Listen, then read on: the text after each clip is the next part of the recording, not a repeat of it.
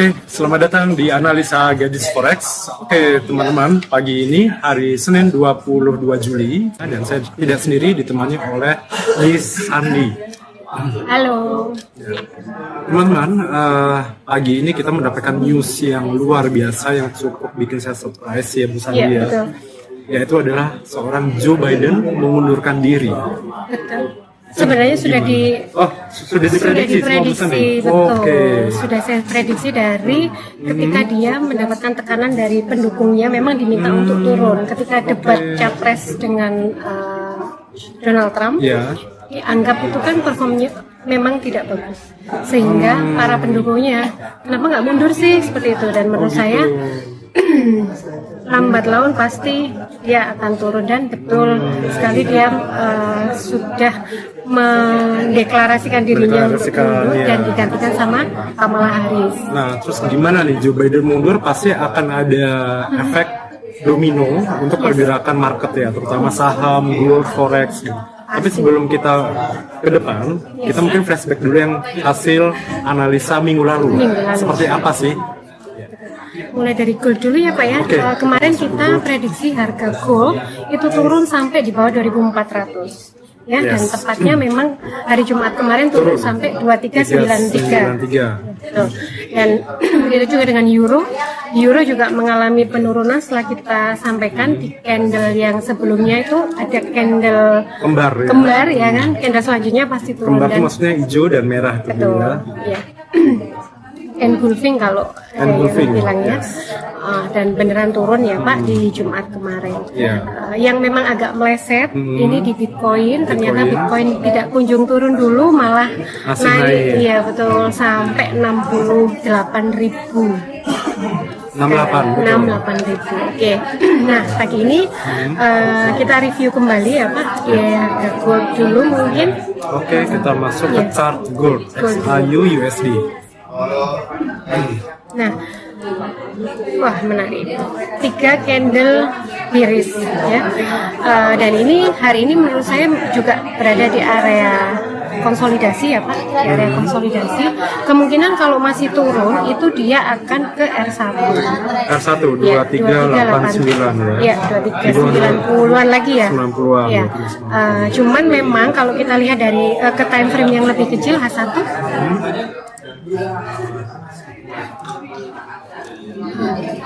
H1 ini sudah mulai ada penolakan, rejection untuk turun ya. Ini dia ada blok biru, itu berarti dia benar-benar di area support kuat. Supportnya kuat ya. Ada kemungkinan dia akan balik naik sampai dengan ya minimal di sini sebelum pivot. Oke. Ini Bu ya. Area 2423. 2423. Ya. Nah, menurut saya ada potensi buy di 2400 ya. 2400 untuk take profitnya di sekitar 2420. Oke, bisa sekitar 20 poin ya. 20 poin. Kalau satu lot berarti 2000. Wow. Ya. Kemudian untuk stop loss-nya kita bisa toleransi 5 poin. 5 poin. Ya, jadi kalau turun ke 2395 menurut saya cut loss di situ. Berarti untuk XAU USD hari ini posisi buy ada di 2400. SL-nya di 2395 dan TP-nya di 2420. Siap. Oke. Ini menarik ya. Menarik ini ya. Menarik ya. Memang ini dari kemarin sudah turun terus. Dan saya pun sempat floating. Oh iya. Ambil posisi apa ini? Saya open buy. Ternyata mah floating turun terus. Iya. Mas Idar gimana? Sama. Floating ya. Mudah-mudahan kejemput hari ini ya. Padahal kita udah prediksi loh kemarin kalau turun di bawah 2400. Iya, saya nggak dengerin kata-kata Bu Sandi soalnya. Bukan tidak dengar sepertinya, berarti tidak disiplin dengan strategi awalnya seperti apa. Oke, kemudian kita lanjut ya di forex mungkin ya Bu ya. Untuk Euro USD. Time frame H1. Oke. Euro USD mulai ada rejection ya Pak. Kalau misalnya buy itu bisa di area ini ya. 1087 betul, take profitnya di pivot. di Freeport. 1089. Betul, di situ. Memang kalau mata uang itu kita kadang tidak bisa ambil take profit terlalu banyak karena pergerakannya memang nggak sevolatile di harga gold gitu. Oke. Tapi menurut saya potensi turunnya masih kalau kita lihat daily. Ya, Kita lihat daily. daily.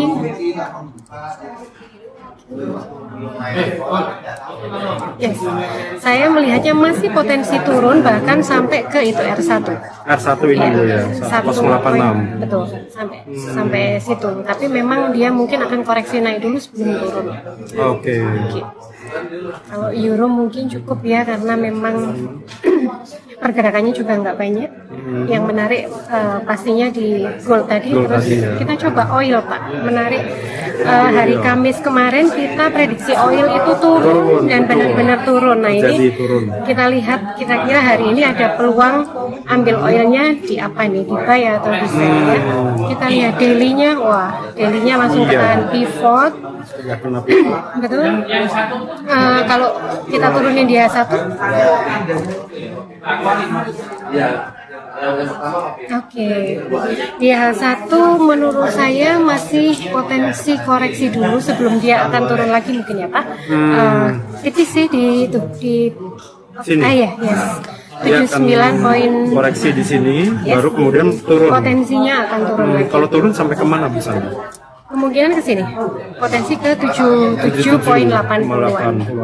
Lumayan itu kalau dari sekarang masih sekitar satu poin ya kalau gold. Oil. Jadi satu poinnya oil itu bisa 1000 US dollar. 1 poin oil 1000 US betul. Tapi kalau sell menurut saya nunggu dia ke ini tadi ke 79,30. Oke. Ini lebih baik buy atau sell Bu kalau untuk oil? Kalau mau buy nggak apa-apa sih menurut saya. Take profitnya memang tipis di 79,30. Tapi ya. sell-nya itu potensinya lebih besar. Potensi sell lebih besar di oil untuk hari ini ya.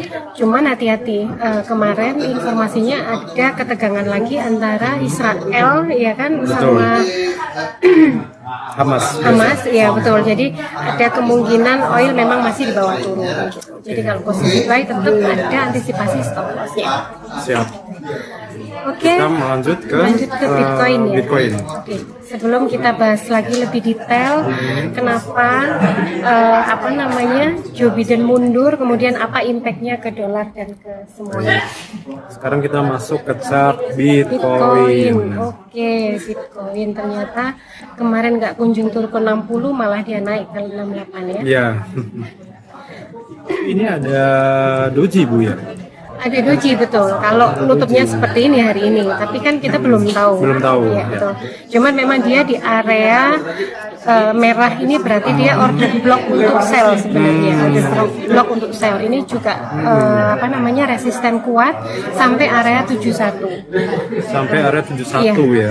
Saya masih tetap tidak merekomendasikan untuk buy di area ini. Menurut saya tetap nunggu Sampai area 70-71 70-71 malah sell kalau saya. nanti langsung sell ya. Betul. Tapi kalau untuk buy tetap nunggu di area 60-an seperti rencana kemarin tetap. 60 berapa? Ya sekitar 61 sudah boleh masuk. Kalau mau masih turun menurut saya boleh di-collect buy turun. Oke. Ini untuk yang market spot ya Pak.